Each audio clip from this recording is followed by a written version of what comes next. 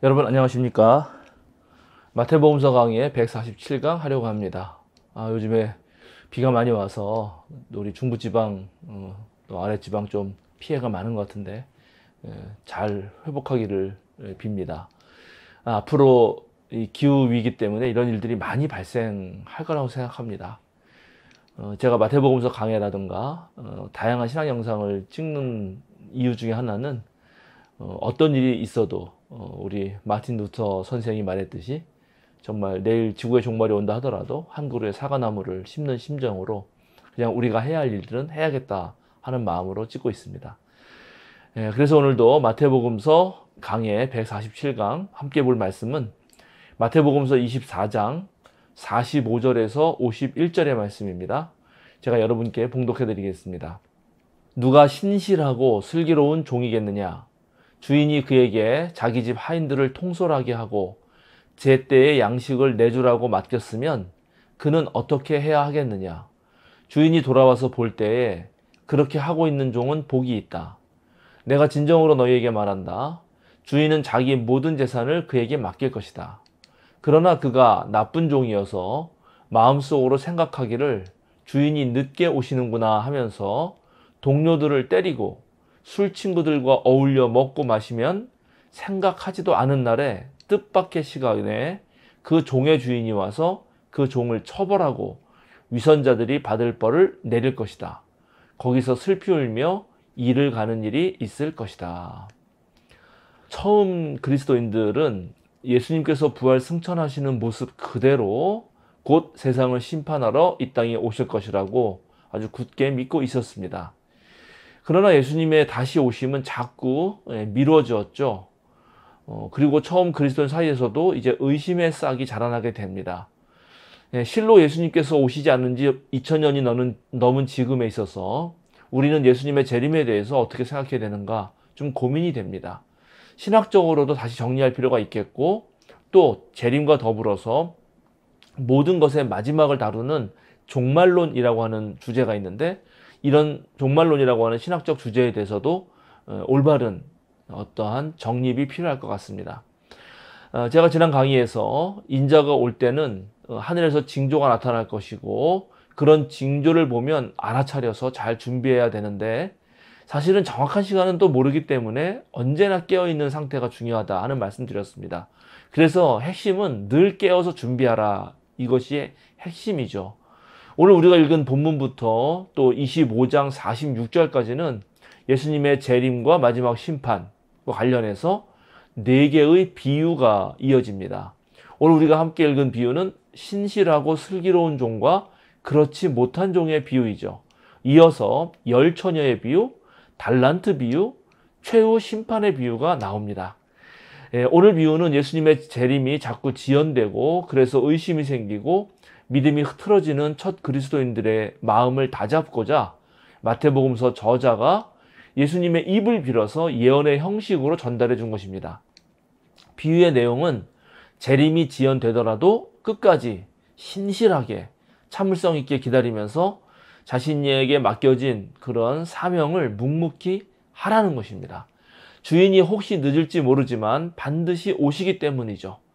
주인이 오지 않으리라 생각하고 게으름을 피운다거나 못된 짓을 일삼는 종, 즉 중간 관리자는 갑작스럽게 주인이 올 때 큰 불행을 당할 것이다 라고 오늘 본문이 말하고 있습니다. 마지막에 어떤 일이 정말 벌어질까요? 우주의 종말은 과연 올까요? 예수님이 다시 오신다면 어떤 방식으로 다시 오실까요? 이런 것에 대해서 우리가 분명하게 마치 거울을 보듯이 말할 수 있는 것은 거의 없습니다. 그러나 그럼에도 불구하고 우리는 종말을 기대하고 지금 여기에서 하나님 나라가 이뤄진 그 종말을 성취하는 그런 삶을 사는 신앙이 우리에게는 매우 중요합니다. 하나님 나라는 언젠가는 분명히 이루어진다라고 하는 믿음을 가지고 지금 여기에서 이미 이루어진 하나님 나라처럼 하나님 나라에 사는 것처럼 살아간다는 말입니다. 그리스도교가 말하는 종말론적 삶이라고 하는 것은 모든 것을 구원하시는 주님께서 이제 모든 것을 회복하실 날이 반드시 도래한다는 것을 믿고 그날이 올 때까지는 주님께서 우리에게 맡겨주신 사명을 충실하게 감당하는 삶을 사는 것, 그것을 가리킵니다. 만약에 뭐 누군가나 다 올 수 있는 일인데 병원에 갔는데 시한부 인생을 살 수밖에 없다고 하는 그런 말기암이라든가 하는 중병에 걸렸다고 생각해 봅시다. 그래서 실제로 살 날이 며칠 남지 않으면 그런 일이 벌어졌을 때 그 당사자는 정말 하루하루 매 순간순간이 엄청 소중할 것입니다. 어느 한순간도 그 시간을 낭비하고 싶지는 않을 것이에요.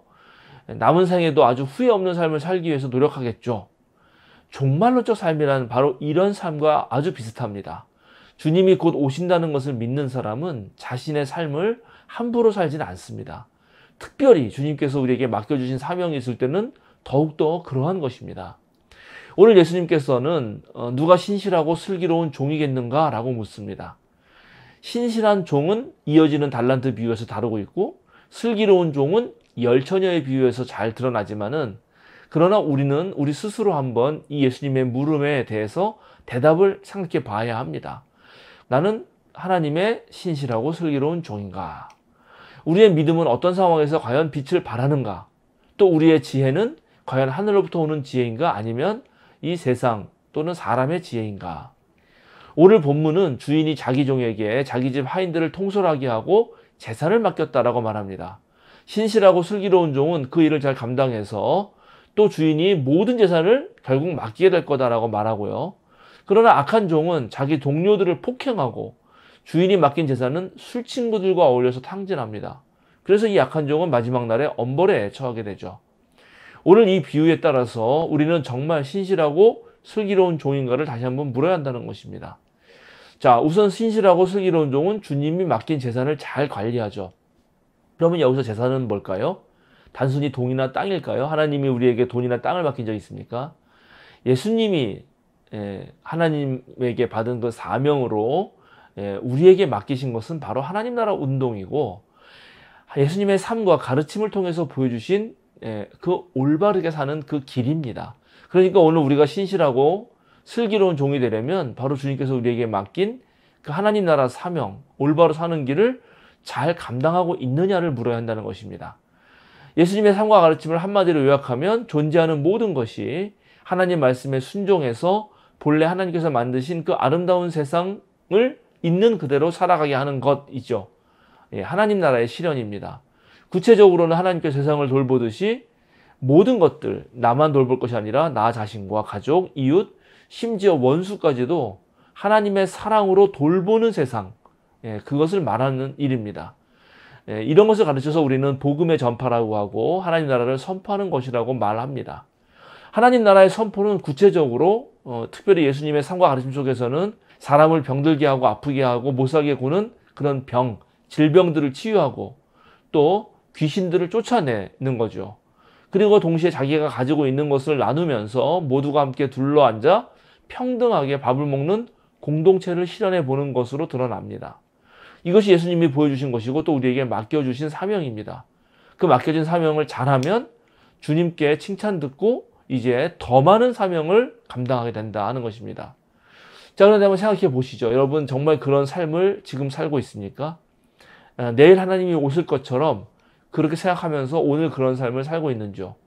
주변에 고통당하는 이웃이라든가 또는 믿음의 식구들이라든가 가족과 친지들을 잘 섬기고 있는지, 상한 영혼을 위로하고 돌보고 있는지, 특별히 낙담하고 힘들어하는 이들을 찾아가서 희망의 씨앗을 뿌리고 있는지, 그들에게 뭔가 기쁜 소식을 전해주고 있는지를 성찰해 봐야 하는 것입니다. 물론 이런 일을 억지로 하라는 건 아닙니다. 우리가 하나님 믿는 믿음이 깊어지면 사실은 자연스럽게 저절로 되죠. 왜냐하면 바로 그것이 우리에게 큰 기쁨을 주기 때문입니다. 그런데 악한 종은 이런 사명을 감당하지 않고 도리어 동료들을 억압한다. 그리고 자기 입속을 챙기면서 제멋대로 살아가죠. 다른 사람을 먹이려 하기보다는 우선적으로 자기 뱃속을 챙깁니다.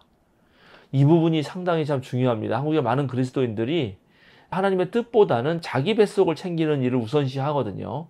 그래서 하나님도 도구로 사용하는 그런 좀 문제점이 있죠.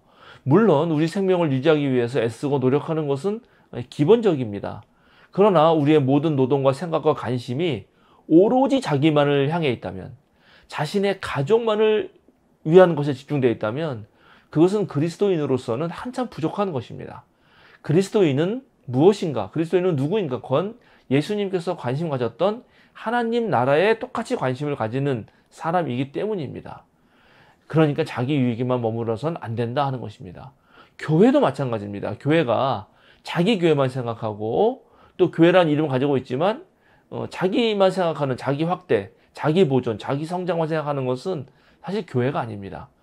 교회는 부활하신 주님의 몸인데 바로 주님께서는 온 생애를 하나님과 이웃을 사랑하는데 바친 분이기 때문입니다. 제가 예전에 어느 동료 목사님한테 들은 이야기가 있는데 자기 교인 중 한 분이 사업을 하시는 분이 있다는 거예요. 개업할 때 기도 부탁받아서 기도하고 또 사업이 잘 돼가지고 점포를 여러 개 이제 분점을 내는 거죠. 그런데 점포를 낼 때마다 또 목사님이 가셔서 축복 기도하고 예배 드리고 그렇게 했다는 겁니다. 사업은 날이 갈수록 번창했는데 놀랍게 이분은 교회에는 그 어떤 헌금도 안 한다는 겁니다. 그리고 어느 부서 부장을 맡아서 사업을 진행하면서 돈이 부족하니까 또 장로님 찾아다니면서 후원해달라 그렇게 부탁을 하면서 자신은 실제로 교인들을 위해서라든가 이웃을 위해서는 전혀 쓰지 않고 있다. 이런 분을 내가 어떻게 그리스도인으로서 신앙교육을 해야 될지 모르겠다 하는 그 제 동료 목사님의 푸념을 들은 적이 있습니다. 실제로 신앙생활을 하다 보면 실로 다양한 교인들, 신앙인들을 만나게 됩니다. 신앙의 모습도 가지각색입니다. 겉으로는 신앙인 척하지만 실제로 잘못된 신앙을 가진 분들도 있습니다. 위에서 말씀드린 분 같은 경우는 하나님을 자기 사업의 수단으로 사용하는 거죠. 그래서 목사가 축복 기도해줘서 자기 사업만 잘 되는 데만 관심이 있는 겁니다. 하나님 나라를 일구고 가꾸는 데는 관심이 없는 거죠. 실로 사실은 한국 그리스도인들이 이런 데 너무 그동안 치우쳐 있던 것은 아닌가? 우리가 정말 반성해 봐야 합니다. 하나님 나라 운동하려는 마음보다 하나님을 이용해서 자신의 욕망을 채우려고 하고 그래서 어느 정도 채워지면 마치 장사하듯이 하나님께 얼마 떼어준다. 이런 방식으로 헌금하는 것.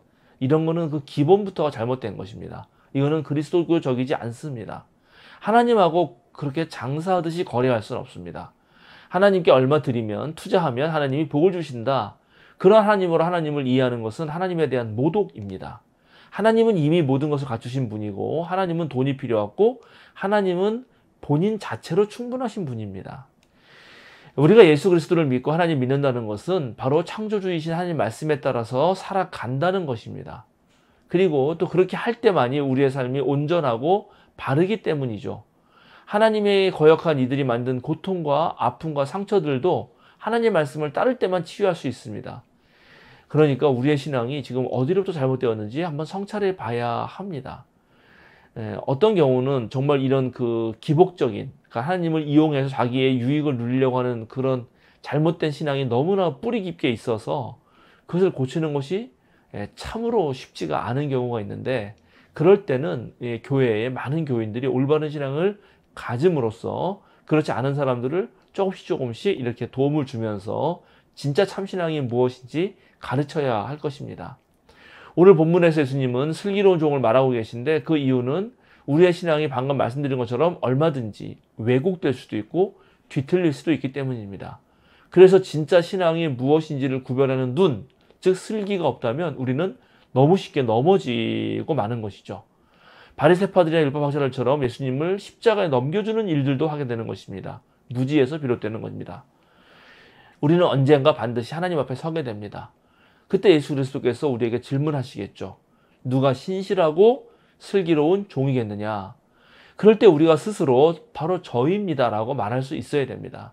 이 마태복음서 강의를 들으시는 전국의 모든 성도님들, 우리 생명사랑교회 교우님들, 또 저도 마찬가지로 정말 신실하고 슬기로운 종이 될 수 있도록 늘 노력하시고 한 걸음 더 전진하시는 그런 여러분 되시기 바랍니다. 오늘 마태복음서 강의는 여기서 또 마치도록 하겠습니다. 다음 주에 뵙도록 하겠습니다. 많은 분들에게 우리 생명사랑교회 유튜브 소개해 주시기를 늘 부탁드립니다. 감사합니다.